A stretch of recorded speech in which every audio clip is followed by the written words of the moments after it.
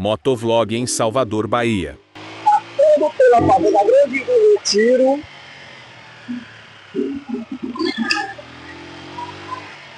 Motovlog em Salvador, Bahia.